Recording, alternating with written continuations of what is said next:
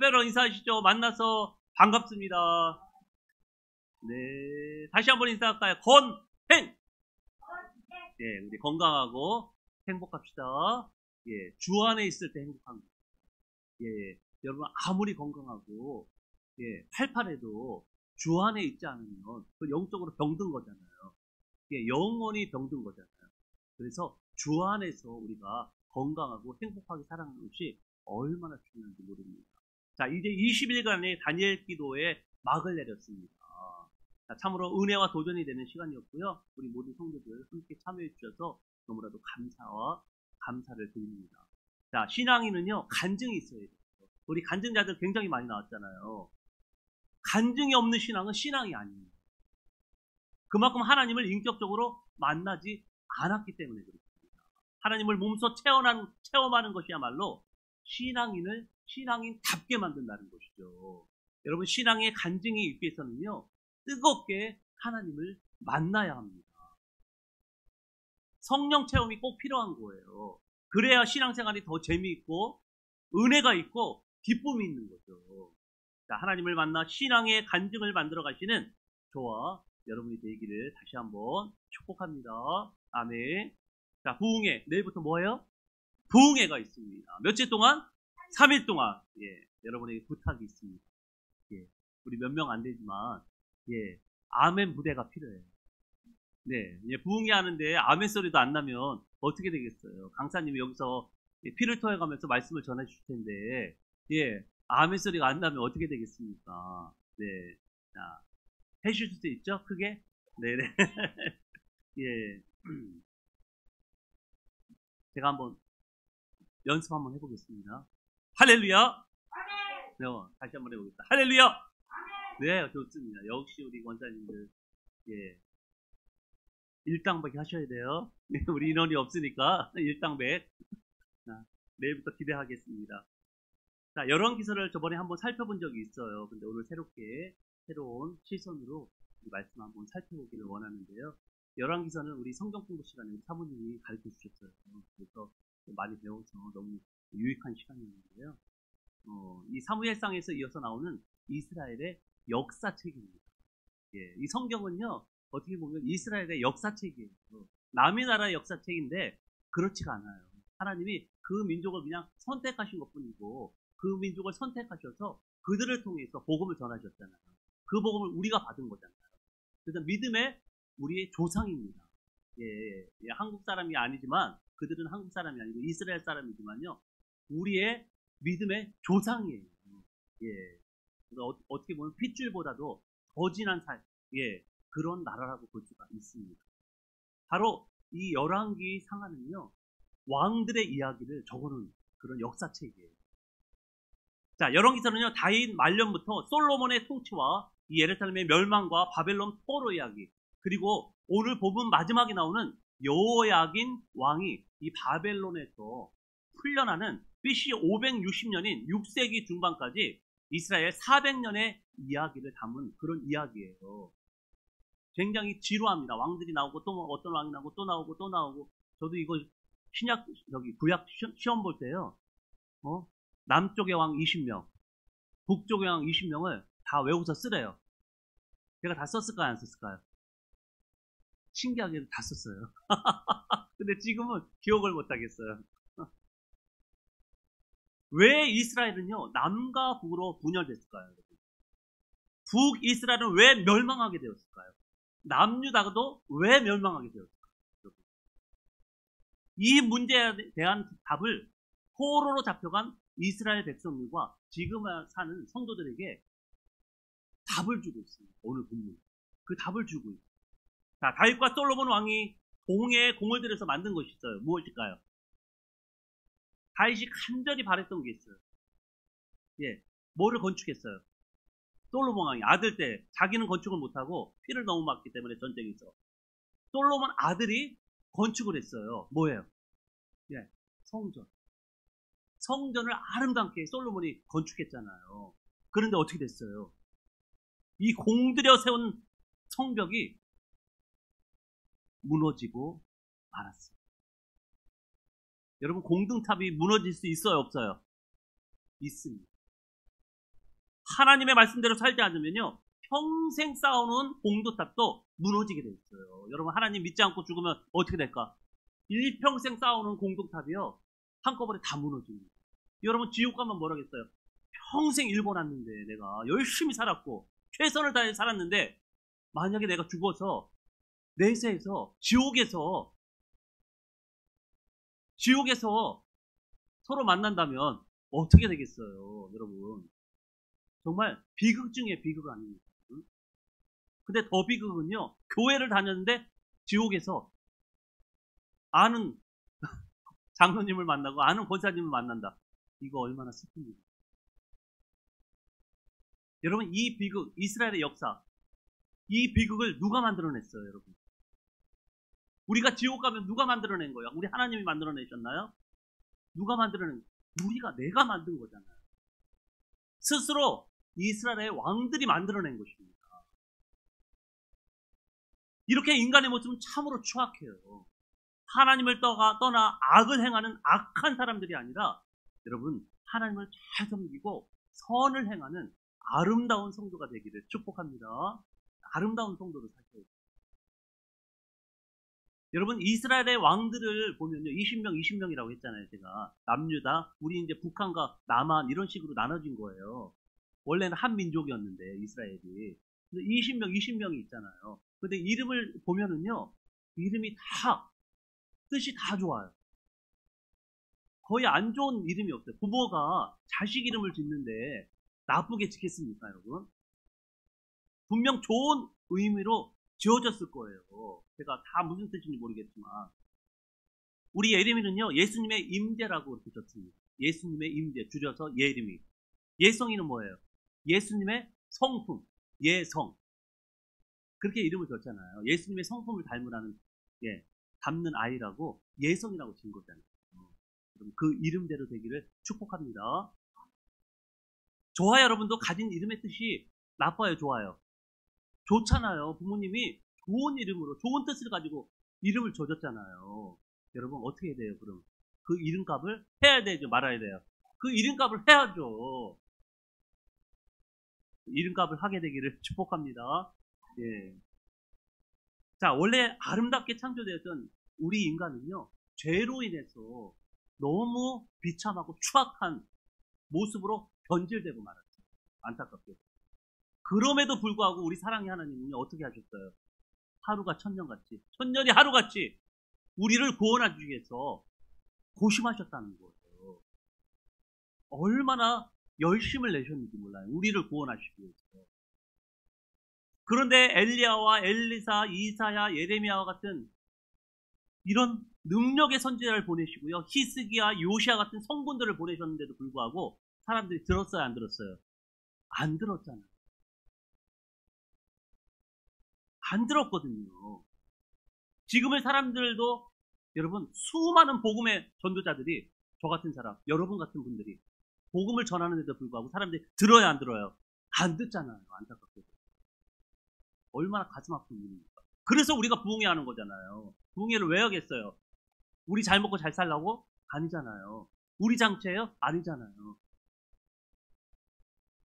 들으라고 하는 거잖아요. 복음을 들으라고. 한 명이라도. 여러분, 부흥회를 통해서는 100명도 좋지만요, 한 명이라도 구원받는다면 저는 목표가 이루어졌다고 저는 확신합니다. 한 명을 구원하시기 위해서 하나님이 이 땅에 오신 거잖아요. 예수님이 이 땅에 왜 오셨어요? 나를 구원하기 위해서. 누구를요? 나를 구원하기 위해서.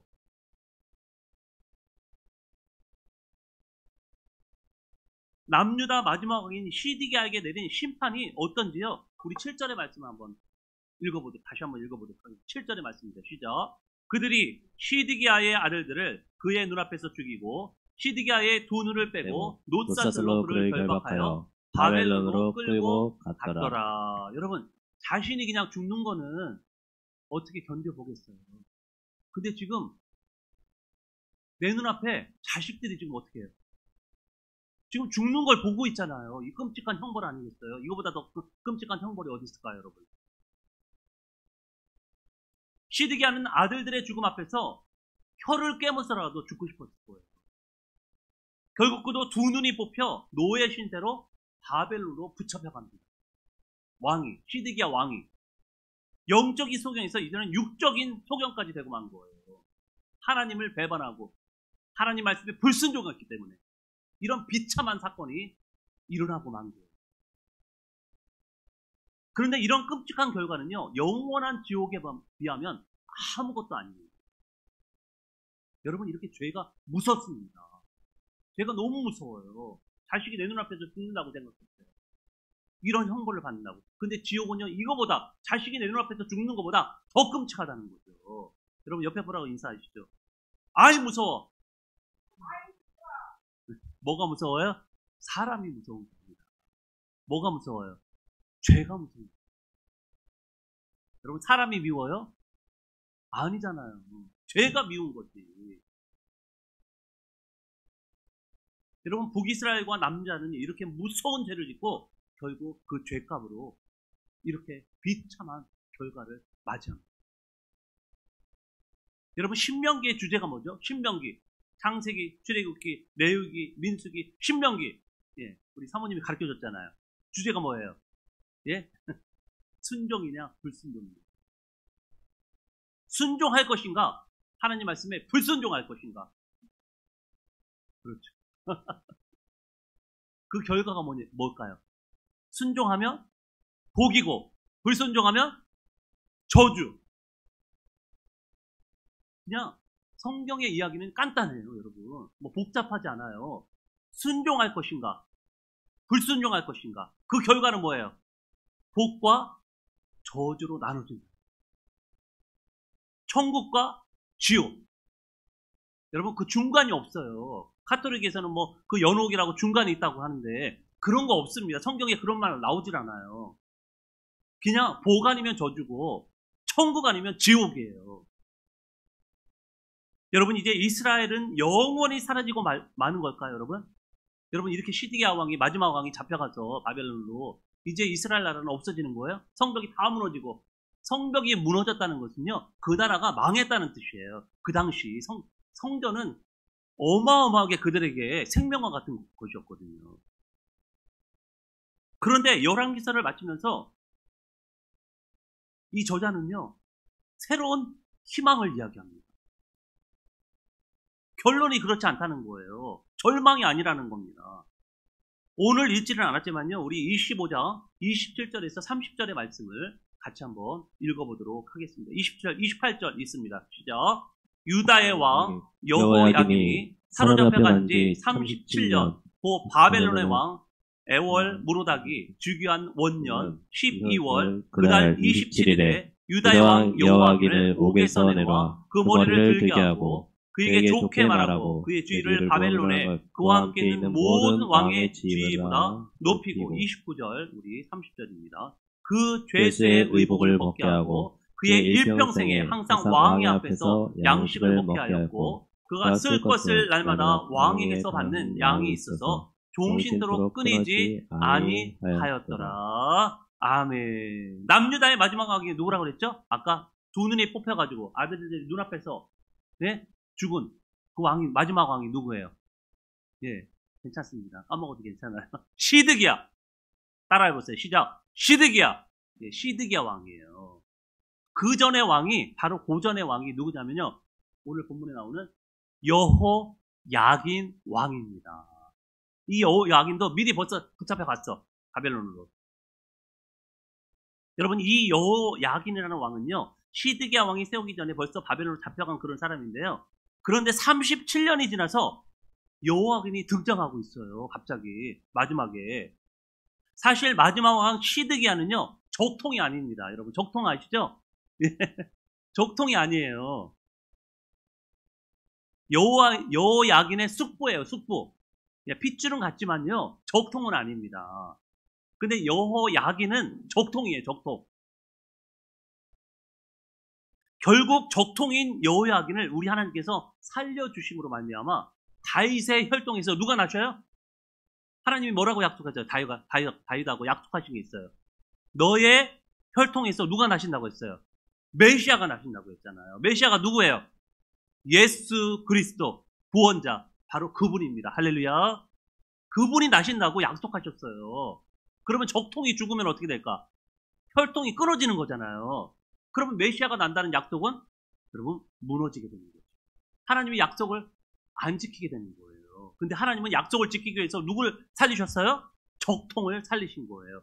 요 약이. 여러분 포로로 잡혀가면요 37년 동안 살려준다는 것은 말이 안 돼요. 이게 말이 됩니까 여러분? 포로로 잡혀가서 37년간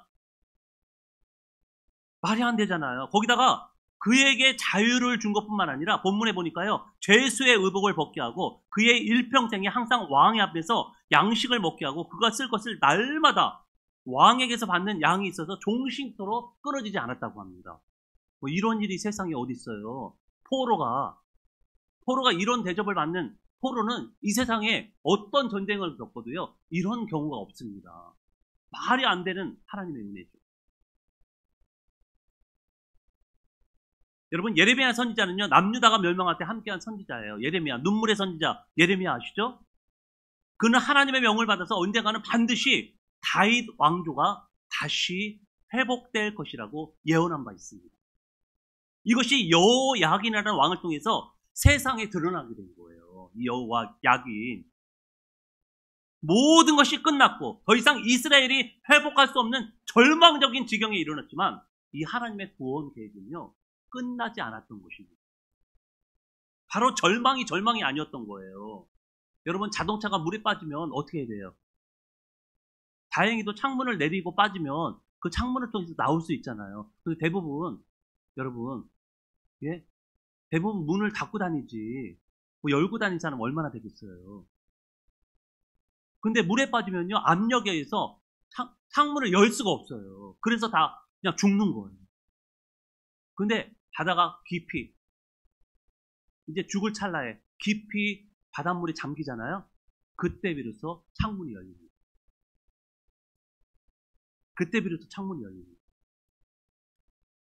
완전히 물속에 깊이 빠져 절망 가운데 있을 때 그때 비로소 창문이 열린다고. 그래서 절망이라는 것은 여러분 끝이 아니에요. 시작이라고 볼 수 있는 것입니다. 새로운 생명의 시작이에요. 인생의 문도 마찬가지인 것 같아요. 완전한 절망에 빠졌을 때 비로소 겨우 옆 사람의 소리가 들리고요. 더 나아가서 하나님의 음성이 들리게 되는 것입니다. 할렐루야. 저는 개척을 하고요. 수많은 절망을 맛봤습니다. 사실 평신도로 있을 때는요. 부목사로 있을 때는요. 절망이라는 그런 걸 잘 몰랐어요. 그런데 개척을 하고 나니까요. 어떤 때는 도망가고 싶고 포기하고 싶은 그리고 절망이 한두 번이 아니에요. 그러나 이러한 절망의 기회다라는 것을 본문을 통해서 깨닫게 됩니다. 이 절망이 기회라는 것을. 내 힘으로는 도저히 할 수 없을 때 하나님을 온전히 의지하게 되고요. 결국 하나님의 은혜를 경험할 수 있기 때문에 그렇습니다. 절망을 맛보지 않은 자가 어찌 하나님의 은혜를 알 수 있겠습니까, 여러분? 여러분, 죄가 많은 곳에 은혜가 크다고 했어요. 그러니까 절망을 많이 겪은 사람일수록 여러분 기쁨이 더 큰 거예요. 감사가 더 클 수밖에 없어요. 그래서 나는 풍족하게 살았고 아무 모자람이 없다는 사람이 어떻게 기쁨에 그림의 감사, 이 충만함을 느낄 수 있겠어요? 못 느껴요. 그 사람들은. 사랑하는 여러분, 내일부터 부흥회가 시작이 됩니다.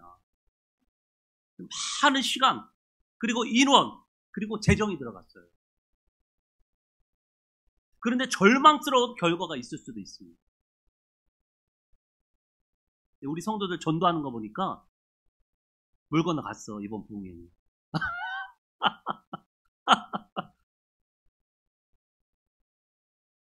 그렇지만 여러분, 절망할 필요가 없어요. 절대 희망 되시는 예수 그리스도께서 결국은요, 우리를 좋은 길로, 완전한 길로 인도하실 것이기 때문입니다. 할렐루야. 우리 예수님은요, 우리를 구원하시기 위해서 십자가라는 절망을 스스로 선택하셨습니다. 여러분, 십자가보다 저 절망이 있을까요? 여러분, 십자가에 한번 달린다고 한번 생각해 보세요.